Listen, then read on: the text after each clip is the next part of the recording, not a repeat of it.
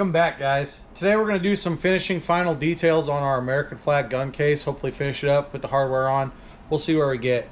But to start off with, I need to smooth out the edges of this just a tiny bit.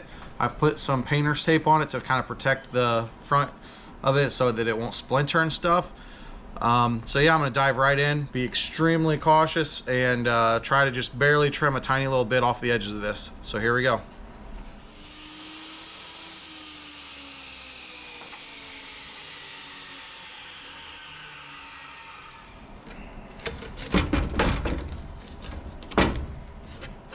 Got it uniform. I didn't chop off any of my flags. I knew I had gotten off on cutting the lower left corner. I didn't realize how bad it was until doing this video edit.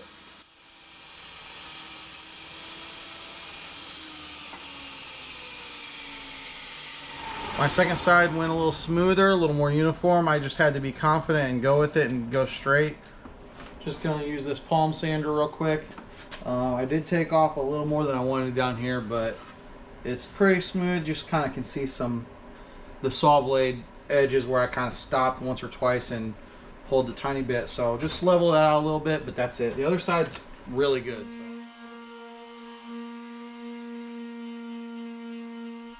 Next, I'm going to use this plunge router and use a round over bit to try to curve the edges just a little bit on this.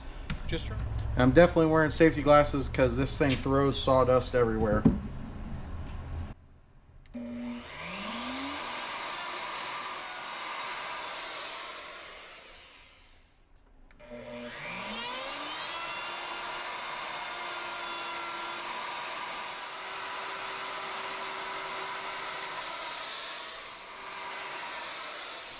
The spring is really tight on this, so you may be watching and going, why is it locked in place? Gotta push a lot to get it down, so I just went ahead and locked it into the depth. You know, not the way you're supposed to use it, maybe not the safest way, but I'm being cautious.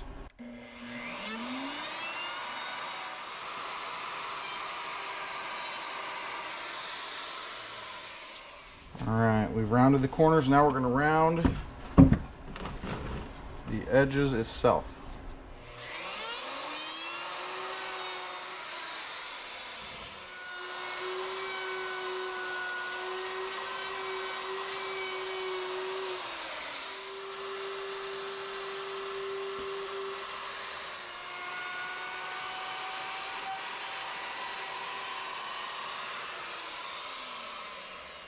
I didn't notice that knot there at first. I was wondering what was going on, which that did put a notch in it. I think it'll be all right, but it's not necessarily ideal.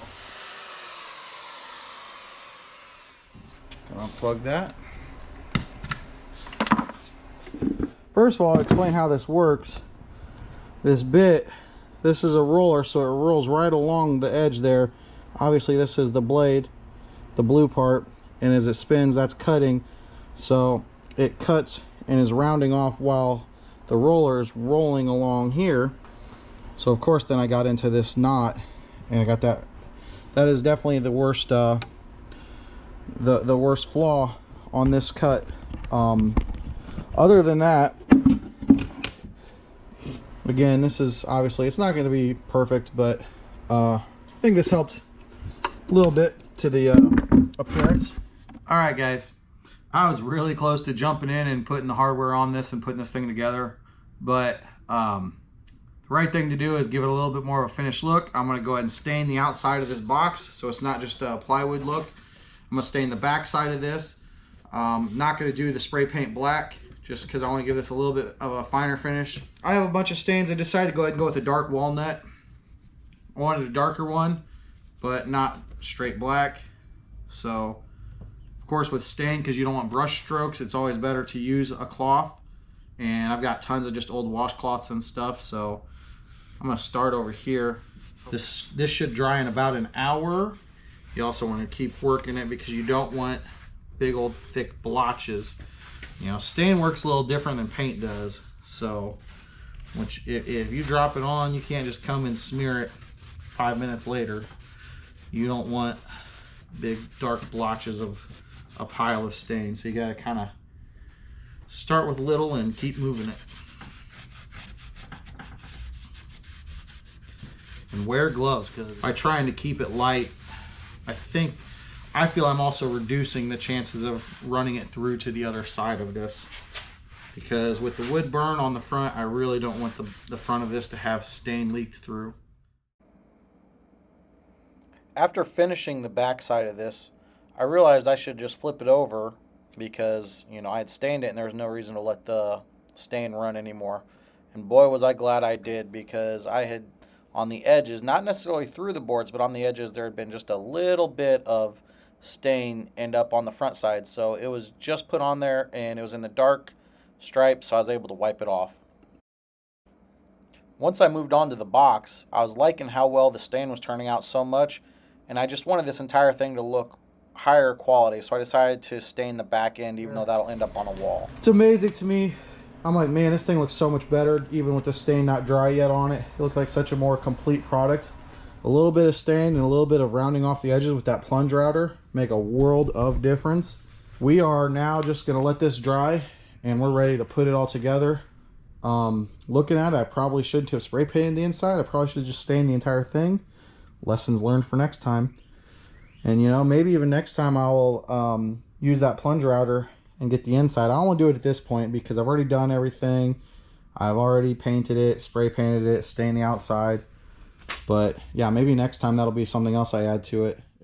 So I decided to use a continuous hinge that I bought from Lowe's for, I think, $7 or $8, if I remember right. This is one hinge, so you're not going to put it on crooked and offset the second hinge or anything like that.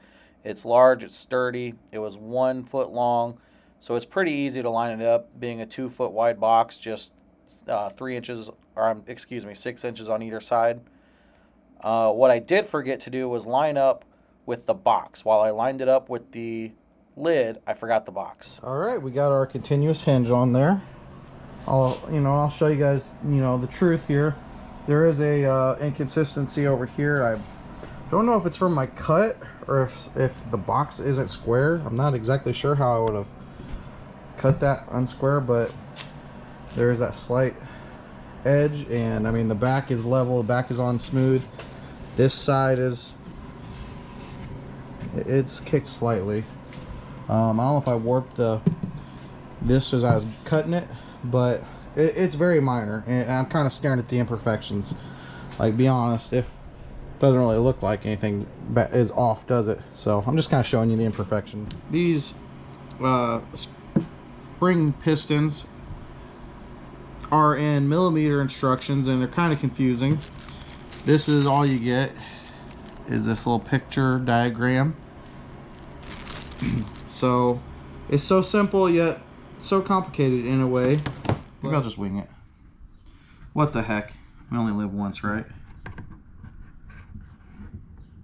Alright, so I have no idea what I'm doing. And according to the instructions, I would be 10 inches out. And this whole box isn't 10 inches. And 10 inches out would have it like, well, see, I'd have it like right here. I mean, that's the things I don't need to be up there. Be down farther here. Alright. Whatever, as long as I'm uniform on both sides, we're going to try this and see what the heck happens.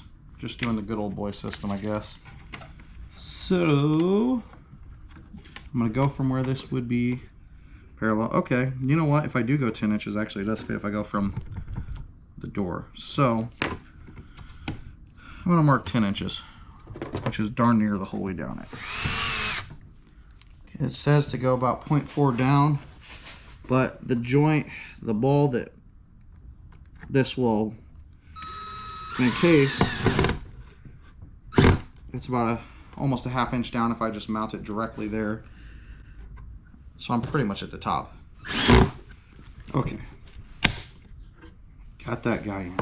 Now about 4 inches up is where 4 inches up on the cabinet is where this should be mounting, if I go off of the instructions on it. So let's find 4 inches. Basically it's, well, duh, these were 1 inch strips, so that's basically at the 4th strip. Get my level. Obviously this is just to make sure it's straight along it. I had to think twice too to not pre-drill all the way through, since that bit would have gone all the way through that board.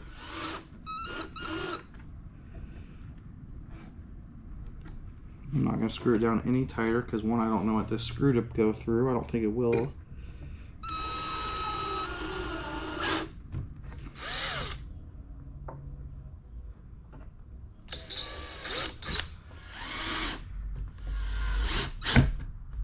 Again, we're looking for 10 inches straight from that. That's right there.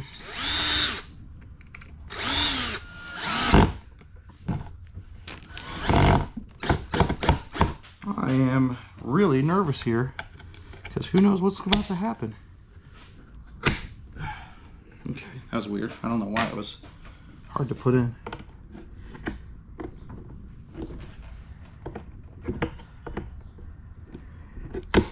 There we go. I guess I just had to go at an angle.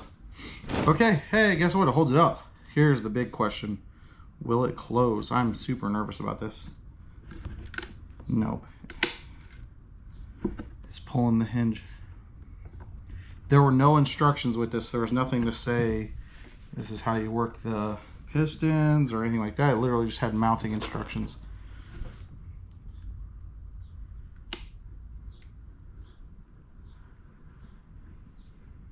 It caught a little bit. Do they just need exercised?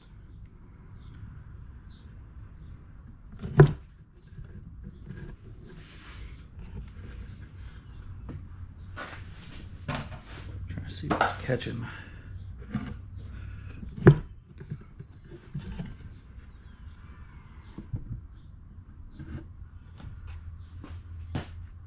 It's this. It's just catching a tiny. I mean, it's closing. Oh yeah, and it's only on this side, and it's just barely rubbing. All right, let me show you. See, it's just barely rubbing on that paint. I'm gonna see if I can just bend that a little tiny bit. I do. So if I screw this up, I'll remount it. I probably should anyways, but I'm gonna try for the easy fix.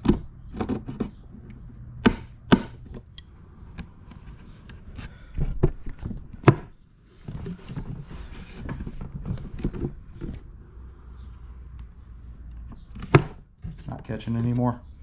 All right, so now,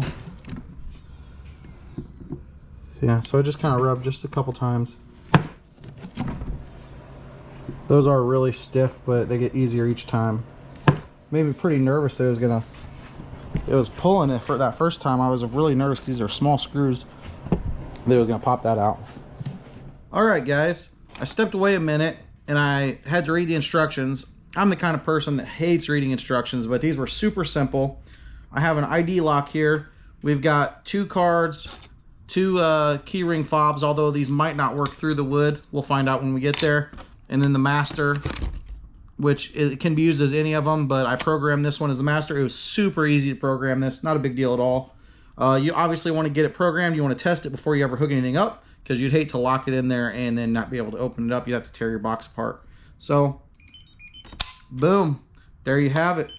So now all that's left to do here for this is it is programmed, is install this stuff. So we're gonna do that. Because I put this little support inside, I am gonna have to come off to the side. You can actually plug these in. This part's not being used at all right now. That's just for a USB plug-in, but we're not using that. This is battery powered. And just so you know, if the batteries go dead, it will pop open. You also get warnings when the batteries are low. It'll start to beep when you open it up. You got about 15 more times, so you need to replace them right away. But if they ever did go dead, it will just open. I believe I do want this down ingressed a little bit. Not all the way down here, otherwise it wouldn't find its way. But get this out of the way. There we go.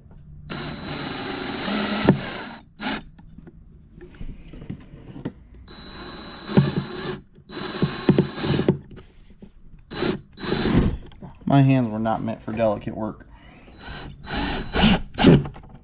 Boom. All right, that's it.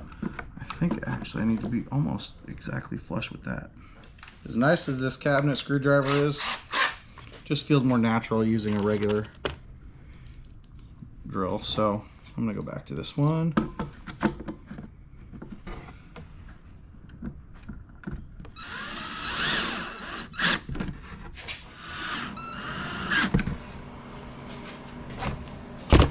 Do not forget to put your batteries back in,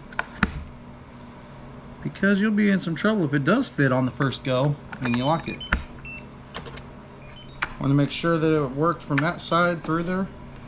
Okay, I think we're off a little bit actually.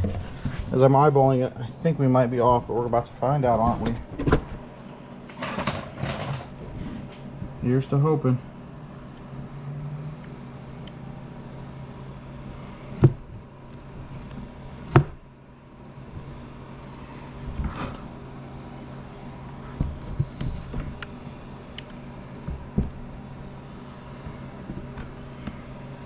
It is off, but I think it's too deep. I don't know what I figured wrong here. Guys, I'm ecstatic. I'm thrilled. I had to take that part. There's no light in here, hold on. I had to take that part off about 5 times. I bent the latch once. I had to take this part off about 5, 6, 7 times. Back and forth, small adjustments here, small adjustments there. I don't know if you've ever hooked up a lock on a cabinet before and lined them up, but it took forever. But hey, that's not opening.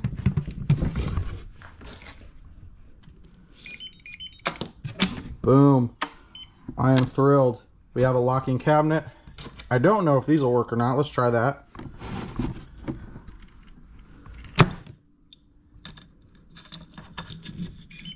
They do. Cool. I didn't know if they'd work or not. So there you have it. I've got one last thing to do before we call this a complete task. All right, I'm down to the last thing I need to do. I bought this, it's a little expensive, but this picture wall hanging mounting setup. It's a 2-part system, and it's actually rated for up to 200 pounds. That's why I went with this. It's sturdy, it's really strong, and it's going to be level. You know it's level because it comes with its own level inside it. So this part would actually mount to your wall. So what I'm going to do is I'm going to keep this in the hardware for that inside the box for whenever it's ready to go up. And this one, you know, mount it level, obviously, and you have these grooves right here. So I'm gonna set this down. So your bracket would be mounted is like this. You would have your wall mount here, of course, level, and boom, it sits in there. Get a nice level system. Pretty easy. So that's what we're gonna do now.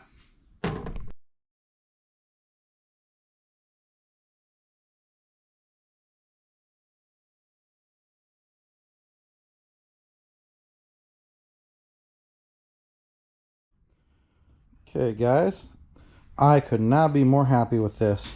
Got my back wall mount. Of course that part will go on a wall when it gets mounted. The hinges are nice. I did put the sticker on there for now. That comes off on its own. It's just a little sticker, so I put it there just so it's easy to find. Guys, I'm so thrilled with this. I've got these hydraulic gas struts. I looked up what I spent on them. They're on Amazon for like $12 or $13. This RFID system I bought was $12.50 on Amazon. Good price. The continuous hinge, I want to say that was around $12. I can't remember off the top of my head. I do think that this wall mounting bracket system was like $20. That was one of the more expensive things I bought. But it locks. I think the box looks good. You can see a shine here. I think I'll get better next time. I want to remind you, this was literally the first time I've made anything like this, and I am very happy with it. I think it turned out great. I hope you guys like this video. Like, comment, subscribe. Come back next time, see what I got coming next.